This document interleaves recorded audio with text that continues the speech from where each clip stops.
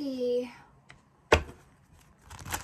Kung kayo ay Libra, para to sa inyo guys, i-spy natin ang yung person. Okay, Libra. Kung kayo ay Libra, para to sa inyo, spy natin ang yung person. Ano ang kanilang situation o ano ang kanilang ginagawa today o anong kanilang nararanasan today. Okay, Libra, spy natin ang yung person. Libra, kung ikaw ay Libra, para to sa'yo at para to sa lahat ng Libra. Kung hindi kayo dito resonate, is hindi ito para sa inyo guys. Okay. I need message for Libra. Daming message sa'yo na gustong sabihin. Okay. Spy natin ang yung person. About ito sa yung person, Libra. Okay? Kung meron kayong person, ang person mo is maraming gusto sa yung sabihin. Maaring hindi mo to naririnig minsan o hindi mo to nararamdaman. May gusto siyang sabihin. Madami guys. Madami. Sobra. I need message.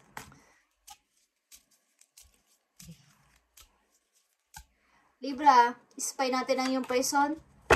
Letting go. If someone leave you confused more than comforted, you need to really resist this access to you.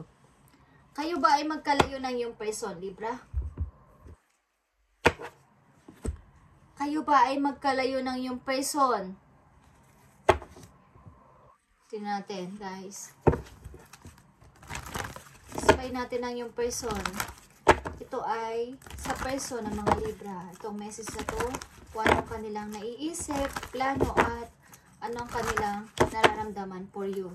Okay.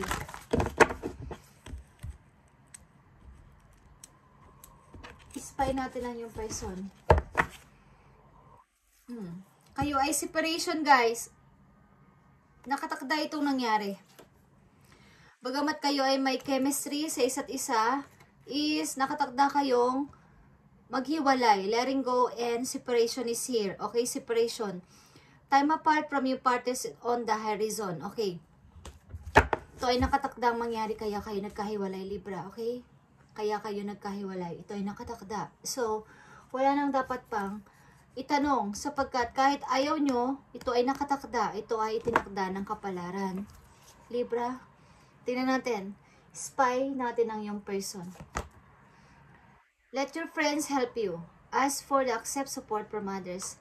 Ang yung person may be humihingi ng tulong o support sa kanyang mga friends sapagkat maaaring kayo nagkahiwalay or kayo ay nagkawalay ng tao na to. So, ang person mo, Libra, is humihingi ng mga advice. Okay, ang ilan sa inyo is malapit na maybe ikasal, but nagkahiwalay pa din. Okay.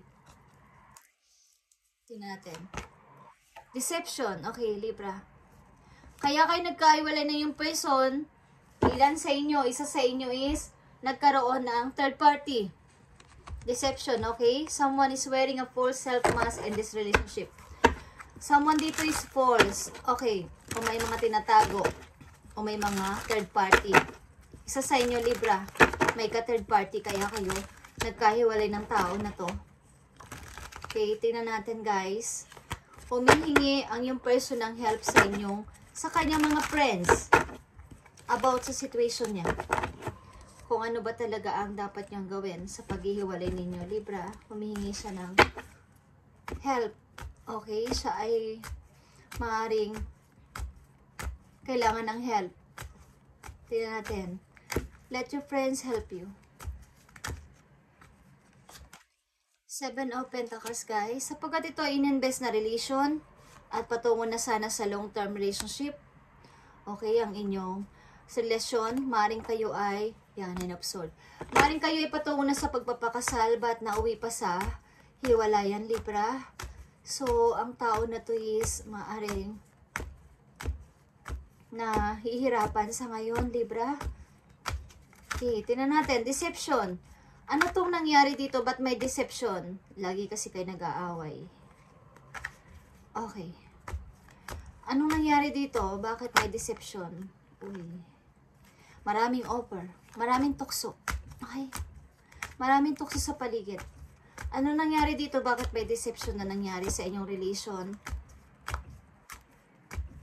May gusto dito may explain. Yan, 9 of Swords is here. Two of Swords. Yeah, nakikita nyo din. Puro yan black, guys. And 5 of Pentacles. Okay. Dealing ba kayo sa Leo, Libra? Okay. Capricorn, Aquarius is here. Malakas ito ang Capricorn na Aquarius and Leo. Okay. Maaaring inyong person, Libra, is nagsisisi or tumitingin na ngayon sa pagpo-forward. Okay. Okay, Libra. Third party is naging sanhi dito ng yung paghihiwalayan. Maaaring madaming tukso sa paligid. At hindi nyo to naiwasan. Okay. So, tingnan natin kung anong kahinat na nito, guys, sa inyong relation. Okay, bakit ganito? Nagkaganito at anong kahinat na nito sa inyong relation? Libra, kayo ay nagkahiwalay ng maaaring itinakda ng panahon. Ang ilan sa inyo sa kahiwalay sapagkat kailangan gawin dahil sa trabaho, but nagkaroon pa rin ng mga third party sa inyong side. Okay, side mo, side niya, hindi ko alam, but may third party na nangyari dito, kaya ituloy yan nung nagkahiwalay. Okay, tingnan natin ang outcome dito. Okay, spy natin ang yung person. Ano na ang naiisip ng yung person sa ngayon, o ano ang kanyang feelings. Tingnan natin. Positive movement forward. Okay, ang yung person is maybe nagpapatuloy na, Libra.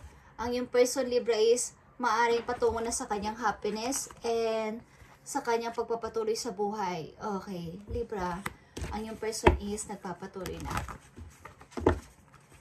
Okay, Libra, tingnan natin. Ano na nangyari dito sa deception o sa yung third party? Ano na nangyari dito? Ano na ang kinahinatnan? Okay, kung isa man sa inyo is nagkaroon ng third party, ano nang kahinatnan nito? Base chakra, okay. Maaring wala na, guys, ang third party na to.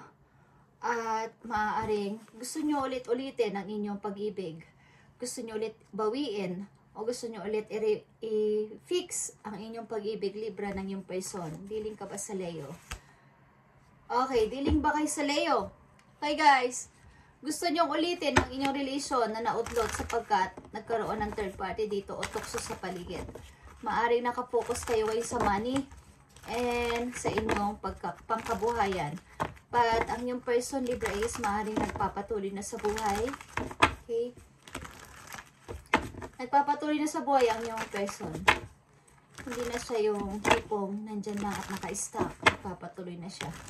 Pagamat, nung una, humihingi siya ng payo sa mga kaibigan niya sapagkat ito ay napaka magandang relasyon para sa kanya. But this time, siya ay nagpapatuloy sa kanyang ikakaunlad at happiness sa buhay. Okay.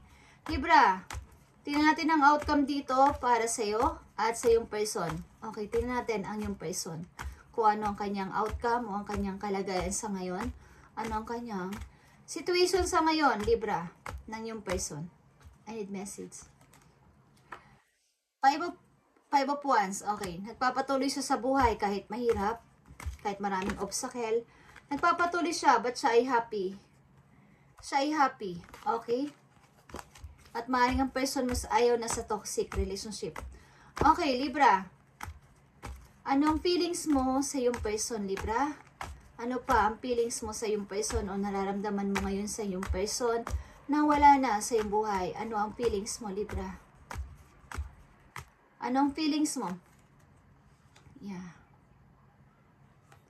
Bagamat nag-i-enjoy ka sa yung pagiging isang single o pagiging sa focus sa yung trabaho is you can't move pa rin. Okay. Hindi ka pa rin makamove on.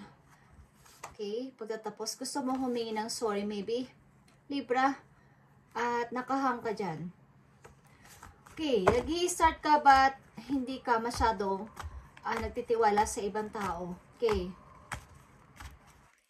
Tingnan natin ang maipayo sa iyo ng yung guidance dito. Sabot sa inyong situation, dalawa Libra, sapagkat ito ay maaaring isang pagtatapos na nagkaroon ng third party sa inyong pagitan at walang clear na pag-uusap o closure. Okay. Maaaring ikaw ay nag-i-enjoy din sa pagiging single at focus sa trabaho, but mayroong mga times sa iyong mind, sabak ng iyong mind na kayo ay nakahang at ginugos ng nakaraan. Okay. Libra, tingnan natin ang payo sa iyo ng iyong guidance dito. Yeah. Magpatuloy sa buhay, Libra. Okay, the Fool is here. Magpatuloy sa buhay at protektahan ang sarili. Okay. Okay, guys. Tinampan natin ang payo sa inyo ng iyong guidance galing sa heaven, ni Lord, ni Universe, para sa iyong situation. Maring ang inyong situation, guys, is wala pang closure. Okay? But both of you, maybe, Libra, is nagpapatuloy sa buhay. Ang yung person din is nag-moving on. Or patuloy-tuloy sa kanyang pag-moving patungo sa kanyang happiness at sa kanyang ikagaganda ng buhay. Ikaw din ay nagpapatuloy sa ngayon. But may mga pakunti-kunti pa din regret and parang ginugos ng nakaraan sa inyong dalawa. Okay. Tingnan natin ang payo sa inyo ni Lord at ng iyong guidance from heaven. Libra. Okay, nakikita mo to? Just go, Libra. Magpatuloy ka na lang sa buhay at nandito din ang Fool, okay? Nandito din ang the Fool. So magpatuloy ka kahit unknown, hindi mo alam ang mangyayari, basta magpatuloy ka at umi-step. Yan ang payo sa ng iyong guidance. And ito pa, hard time, bad times, or tough times, still have faith in God. Mahirap man, masaya man, o maano man ang mga pagkakataon sa buhay mo, Libra, is just go and magpatuloy at magkaroon ng faith kay God. Okay. Mahirap man o maganda man ang nangyayari sa iyong buhay, this time is magpatuloy ka sa buhay. Huwag kang lulingon sa nakaraan. And power of your love. Okay. Is a song. Kung alam nyo ang power of your love na song is, kantahin nyo or pakinggan niyo ang music na to sapagkat mayroong kanyong mararamdaman o mayroong kayong marinig na message doon galing sa heaven patungkol dito sa inyong situation. Na-involve dito sa inyong relation na to na nagkahiwalay kayo, Libra. Power of your love. Okay. And isang-isa na lang na message for you, advice para sa inyo, galing sa inyong guidance. Isang-isa na lang na message. Para sa iyo, Libra. Para to sa iyo. Para to sa iyo, okay? Heart chakra, okay? Libra, bagamat nakaranas ka ng sakit, pain, o mga kakaibang mga pasakit sa buhay, lalo na sa puso ninyo o sa inyong pag-ibig, is open your heart again to love and open your heart to love sa lahat kahit hindi sa pag-ibig. Heart chakra is i-develop mo, guys. Yung inyong heart chakra, kung alam niyo lang may 7 chakra tayo sa ating katawan, okay? So yung ating heart chakra is i-develop na ma-open natin again to love. Hindi lang sa pag-ibig, to love sa maraming tao kasi kayo ay nawalan ng trust o ng parang kumbaga kung sa isang person na sobrang nasaktan is parang ayaw niya na umibig at ayaw na rin magmahal, kumbaga sa pagmamahal kumbaga ayaw niya i-open yung heart nyo to love again, okay? Ayaw niya magtiwala again dahil kayo ay nasaktan ng sobra-sobra. So ang payo sa inyo is open your heart again to love, okay? Kung may dumarating na bagong pag-ibig, is why not na hindi nyo itry ulit na umibig sapagkat hindi naman lahat is kayo ay sasaktan, Libra. Okay? So, kung nasaktan man kayo ng tao na to, maaaring kayo din ay may pagkakamali sa person na to. So, huwag kayo magtayo ng galit sa inyong karelasyon sapagkat sa una't-una pa lang na message sa inyo is separation is here, is time apart from your parties is on the horizon. Na ibig sabihin, mahal nyo man ng isa't isa, mahal ka man ng person na to, Libra, is mayroong reason kung bakit kayo nagkahiwalay at ito ay si God lang ang nakakaalam kung bakit kayo nagkahiwalay. Ibig sabihin, may dapat pa siguro kayong gawin, may dapat pa kayong makilala at may dapat pa kayong i-focus mo na bago ang pag-ibig nyo sa isa't isa ng person na to. At siguro, may nakalaan talaga na person para sa kanya at para sa'yo. So, huwag kayong masyadong, huwag kayong mag-time ng galit sa tao na to kung kayo ay iniwan o iniwan nyo sapagkat nangyayari ang lahat ng bagay sa isang o mayroon kasing reason. Okay, kaya nangyayari ang lahat ng bagay sa mundo is may reason, guys. So, mahal nyo man ng isa't isa kung ito ay nakatakdang mangyari, mayroon man kayong magnetic connection is yan ay mangyayari, guys, because yan ay nakatakda o itinakda sa inyo, okay? Thank you and God bless, Libra. God bless sa inyong lahat at magpatuloy kayo sa buhay. Ano man ang inyong naranasan, bad times, good times, is yan ay may reason. Lagi nyo tatandaan. At maaring may dapat pa kayo makilalang person at may dapat din siya makilalang person to share ang inyong experience at mga nakaraan at mga bawat ninyong idea. Okay, bye and God bless.